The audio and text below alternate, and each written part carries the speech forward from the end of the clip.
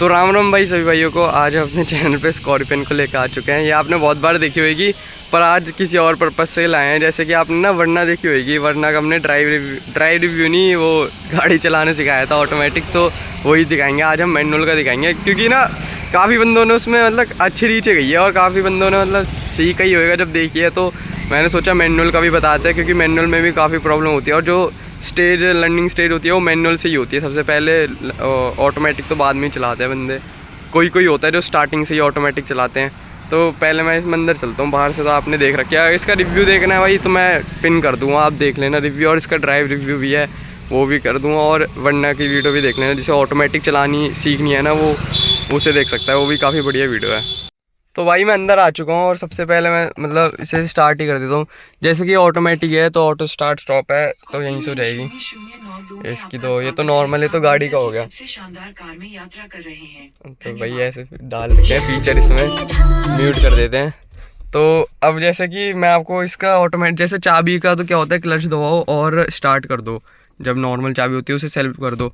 तो इसमें क्या होएगा, इसमें आपको क्लच दबाना पड़ेगा ऐसे, और यहाँ से गाड़ी हो जाएगी स्टार्ट। गाड़ी हो गई अब स्टार्ट, स्टीयरिंग सॉफ्ट हो गया। अब पहले मैं ना आपको ना इसके बेसिक बता देता हूँ कि गाड़ी अगर सीखनी है तो क्या होएगा। तो आपको ऐसे आपका स्वागत है। देखो भाई, आपको ऐसे ना 3 पैडल मिल जाते हैं ऑटोमेटिक में, ये तो सबको ही पता है, पर मैं बता देता हूँ। ये वाला जो होता है ये क्लच होता है हमारा, ये ब्रेक होती है और ये एक्सीलेटर होती है, और यही होती है जो मेन है। अब अगर आपको यहाँ पर लेके आऊँ मैं, तो यहाँ पर आपको गियर मिल जाएंगे। जैसे कि इसमें 6 गियर हैं। अब छोटी गाड़ियों में 6 नहीं आते, मोस्टली 5 ही आते हैं। तो जैसे कि पहला ऐसे डलता है, दूसरा, और फिर यहाँ पर 5 होता है। इस साइड जाके क्लच दबा के गियर शिफ्ट करते हैं। तो अगर हम पीछे आएंगे ना, तो उनके यहाँ पर ना रिवर्स होता है, तो उनका ना 5 के बाद रिवर्स लगता है। इसमें 6 गियर लगता है दूसरा रिवर्स की जगह पर। और जैसे कि हमें रिवर्स डालना है, तो इसमें ऐसे हैंडल दिया होता है, इसे ऊपर करो और पूरा लेफ्ट लेके जाओ और आगे कर दो, तो रिवर्स लग जाता है। अभी मैं आपको दिखाऊंगा करके। यहाँ पर हमारी हैंड ब्रेक आती है। हैंड ब्रेक में भी काफ़ी लोगों को होता है कि मतलब कितनी दबाए, तो कुछ नहीं करना होता है। जैसे कि अपना फोर्स जितना लग रहा है ना, नॉर्मल फोर्स, ऐसे जहाँ आपको लगे कि टाइट हो गया, जैसे यहाँ पर टाइट हो गया, तो बस इतनी काफ़ी होती है। अगर डीप मतलब गाड़ी ढलान में खड़ी हुई है, अभी तो सीधी है तो कोई दिक्कत नहीं, ढलान में तो थोड़ी सी और कर दो, और फिर क्योंकि फिर खोलने में भी दिक्कत आती है। अगर जैसे बंदा ज़्यादा ऊपर कर देगा, फिर रिलीज़ करने में काफ़ी टाइट हो जाती है। और रिलीज़ करने के लिए कुछ नहीं, बस ऐसे हल्का सा ऊपर करो और ये रिलीज़ हो गई। तो भाई अब हम आपको मेन गाड़ी चलाने सिखाते हैं। तो भाई थोड़ा सा मैं आपको चलाने से पहले थोड़ा जजमेंट दे दूं। जैसे गाड़ी का, जैसे कि बड़ी है, और मतलब बड़ी गाड़ी तो और ज़्यादा मतलब होती है आसान है, छोटी से अगर मतलब जो बंदा सीख जाए, पर बाकी लोगों को ये वो लगती है डिफ़िकल्ट। तो जैसे कि मैं आपको थोड़ा जजमेंट दे दूं। जैसे कि हम यहाँ बैठे हैं, ऊपर सीट हाइट है, तो हमें दिख जाता है बोनट, ऑलमोस्ट बोनट दिख जाता है पूरा, पर किसी किसी को फिर भी थोड़ा अंदाज़ा नहीं होता। तो मैं अंदाजे के लिए बता देता हूँ। देखो इस साइड का तो हमें पता होता है कि यहाँ पर ऐसे सीधा है। इस साइड का देखने के लिए, जैसे कि मूर्ति होती है ना, तो आप ये वाला एंगल होता है ना, ये वाला एंगल आपका उस साइड के बोनट का होता है। अगर आपकी मूर्ति के पास गाड़ी आ गई सामने वाली, तो वहाँ आप उससे थोड़ा सा पीछे आप गैप लगा के ब्रेक मार लो, क्योंकि वो तुम्हारे उस साइड की बोनट की है। या फिर तुम कट ले रहे हो तो मूर्ति के हिसाब से देख लो कि कैसे कट जा रहा है, क्योंकि वो तुम्हारे लेफ़्ट साइड के बोनट की होती है। बाकी भाई ऐसे साइड मिरर आपको मतलब अपने हिसाब से सेट करना होता है। जैसे कि अभी परफेक्ट उस पर है, थोड़ा सा और करने के लिए आप इसे लेफ़्ट में कर लो, ये ऐसे लेफ़्ट में, और थोड़ा सा नीचे, और रोटेट भी कर सकते हैं भाई बार बार, जिस हिसाब से उस साइड का देखना है। क्योंकि भाई इसका स्टार्टिंग एज में इन सब चीज़ों का ध्यान रखना, क्योंकि फिर गाड़ी ठुकती नहीं है, क्योंकि इसलिए होते हैं। पीछे का मिरर ये पीछे देखने के लिए ये इतना नहीं, पर ये चलते टाइम ज़्यादा काम आता है। अब मैं आपको आगे का दिखाता हूँ। जैसे कि अब भाई जैसे बहुत से बंदों को ना अंदाज़ा करना होता है कि मतलब सामने वाली गाड़ी का हम कितना पास है। तो जैसे आप ऐसे नॉर्मली चलाओगे सामने वाली गाड़ी के, जब आपका सामने वाली गाड़ी का पीछे की साइड से बम्पर हाइड हो जाए ना, या फिर आपका जो बोनट है नंबर प्लेट की स्टार्टिंग में या बीच में आ जाए, जैसे अब मैं बीच में कर देता हूँ बोनट को, या हाइड कर देता हूँ, बस इससे ज़्यादा आपको नहीं जाना चाहिए। ये अगर आपको परफेक्ट जो होती है ना पार्किंग सिचुएशन, जैसे पार्क करनी गाड़ी, तो ये परफेक्ट सिचुएशन होती है। मैं आपके ऊपर बाहर से भी उतर के दिखाता हूँ कि कितना गैप बचा है इसमें।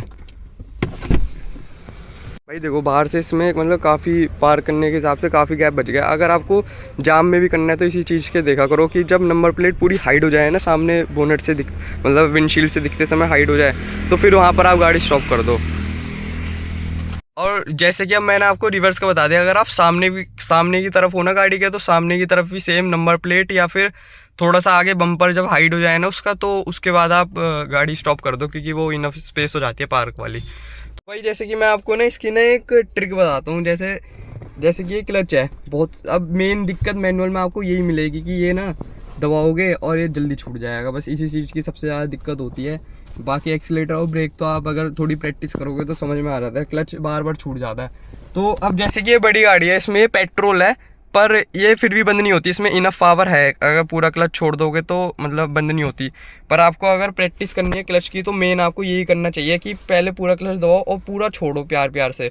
गाड़ी जब चलने लगे क्लच पे फिर एक्सीलेटर दो इनिशियल एज पे, क्योंकि वो काफ़ी मतलब बढ़िया रहता है, उससे काफ़ी अच्छे जल्दी सीख जाता है बंदा। पर मैं आपको इसका बताता हूँ, जैसे कि अब मैंने डीप क्लच दबाया, अब आपको कुछ नहीं करना। जैसे कि आपसे अगर बार बार बंद हो रही है ना गाड़ी, तो इसे ना सिर्फ आधा दो। जैसे ये फुल है, ये छूट गया पूरा, अब इसका आधा कितना हो गया, इतना हो गया। जैसे कि मैं अंदर से दबाऊंगा तो ये इसका आधा हो गया। इतनी स्टेज पे गाड़ी बंद भी नहीं होगी और गाड़ी चलने लगेगी। अगर छोटी गाड़ी होगी थोड़े बहुत धीरे धीरे चलेगी पर चल जाएगी। तो फिर आपको कुछ नहीं करना, इतना क्लच देना। और एक्सीलेटर ना आपको ना बहुत सारे बंदे बहुत ज़्यादा दे देते हैं, जिससे ना गाड़ी एकदम से झटका लेती है ऊपर की तरफ। जैसे कैसे है, तो एकदम से ऐसे ऊपर की तरफ झटका लेगी आगे चलने के लिए, क्योंकि एकदम से इनिशियल टॉर्क बहुत ज़्यादा आ जाता है। तो आप कुछ नहीं करना है, जैसे क्लच मैंने हाफ दिया और एक्सीलेटर या तो 25% ऐसे दबाओ, बस 25% हल्का सा और पूरा क्लच छोड़ दो। या फिर आप क्या करो कि ऐसे ऐसे हल्का हल्का क्लच ये एक्सीलेटर दबाओ, ऐसे हल्का हल्का करके दो और पूरा छोड़ दो। अब मैं आपको एक बार करके दिखाता हूँ। मैंने फर्स्ट गियर डाला, देखो फर्स्ट गियर इसका ऐसे डालना है, कुछ नहीं। जैसे इसमें रिवर्स है तो रिवर्स ऐसे करके डलता है, तो रिवर्स नहीं, इसका फर्स्ट गियर ऐसे पूरा करा इस साइड लेफ्ट में और इधर, ये फर्स्ट गियर डल गया। अब क्या करना है, मैंने देखो आधा छोड़ा और ये ऐसे करा और पूरा छोड़ दिया, देखो गाड़ी चलने लगी। तो ये सबसे बढ़िया ट्रिक है बिगिनर्स के लिए, मतलब जब आप सीख जाओगे तब तो आपको ज़रूरत ही नहीं पड़ेगी इसकी, पर ये बिगिनर्स के लिए काफ़ी अच्छी ट्रिक है कि हल्का हल्का एक्सीलेटर दो और हल्का हल्का वो, तो बढ़िया हो जाता है। तो भाई मैं आपको एक बार रिवर्स का भी बताऊं, जैसे बहुत लोगों को दिक्कत आती है, डर लगा रहता है एक, तो 1 2 3 और 4 इन पे नज़र रखो। पीछे जैसे बंदे देखते हैं, पीछे जिसको कंफर्टेबल लगे पीछे देखना वो पीछे देख सकता है, पर इन मिरर्स पे नज़र रखोगे ना तो कोई दिक्कत नहीं होती। अब जैसे कि मैं ना इस साइड दबाता हूँ गाड़ी, देखना अब इस साइड दबाई मैंने, अब मुझे वो पिलर नहीं दिख रहा जो कैमरा में मतलब दिख रहा है, यही चीज़ मेरी आंखों से मतलब मुझे भी इतना एरिया दिख रहा है। तो अब मुझे क्या करना है, इतना हो गया।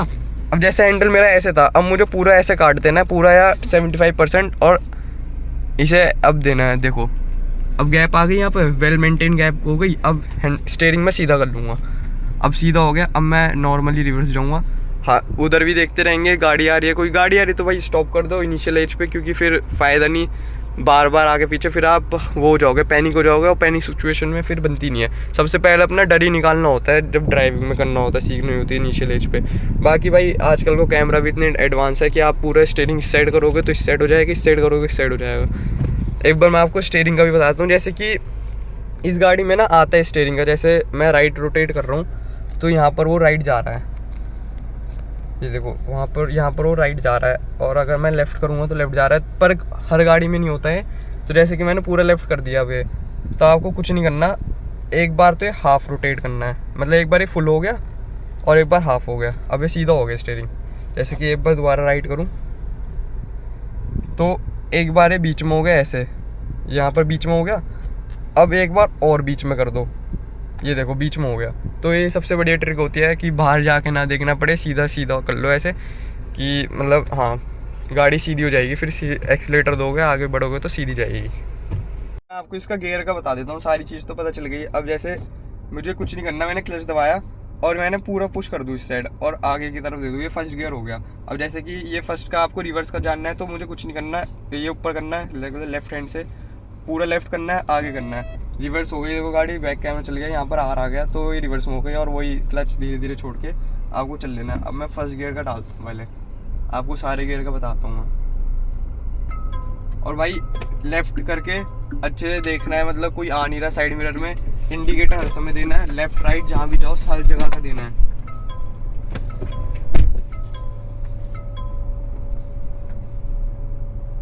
और इनिशियल एज पे भाई प्यार प्यार से मोड़ो, स्पीड अपनी लिमिट में ही रखो तो ज़्यादा बेटर रहेगा, वरना पैनिक सिचुएशन बन गई तो फिर आपको दिक्कत हो जाएगी। अब जैसे मुझे सेकंड गियर नीड हो रही है गाड़ी, जब गाड़ी ज़्यादा आवाज़ करने लग जाए या फिर आरपीएम ज़्यादा ऊपर हो जाए तो फिर गियर चेंज कर देते करो हायर गियर पे, और जब ज़्यादा झटके ले या फिर लगे कि गाड़ी को डाउन गियर चाहिए तो फिर माइनस कर दो।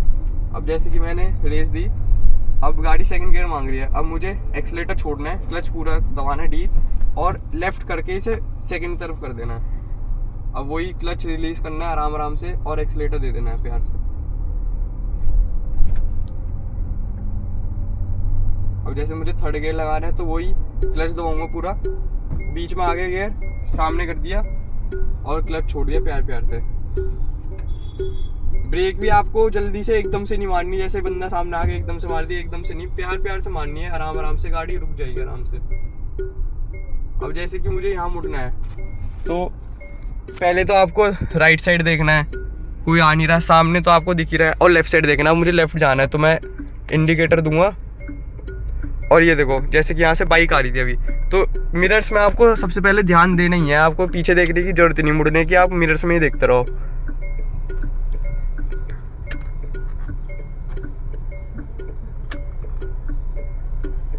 भाई देखो प्यार से लेफ्ट हो गया, हर जगह से देख लिया मैंने, कोई आ नहीं रहा था, और ये ऐसे कट जाएगी प्यार से। बस पैनिक मत हुआ करो, डर निकाल दो अपना, आराम से सीख जाओगे आप भी। जैसे कि मुझे सेकंड गियर लगाना है तो क्लच पूरा सेकंड गियर ऐसे लेफ्ट करके, लेफ्ट हाथ करके क्लच छोड़ देना प्यार से, और ये तो प्यार से जजमेंट हो जाती है ऐसे अगर आपको मार्केट में भी आ गए।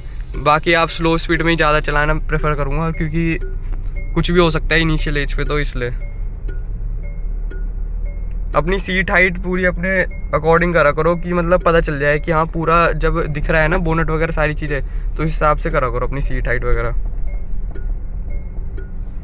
और ये जैसे कि मैंने आपको मूर्ति का बताया था, देखो मेरे लेफ्ट बोनट उस साइड और मूर्ति इस साइड थी, तो मूर्ति नहीं है तो लगा लो भाई, ज़्यादा अच्छे से जजमेंट हो जाती है।